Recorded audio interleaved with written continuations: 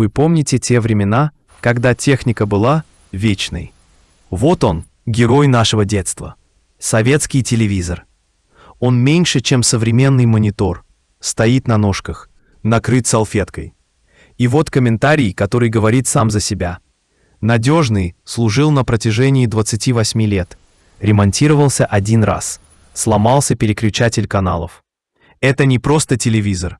Это настоящий танк среди электроники. Вот это было качество.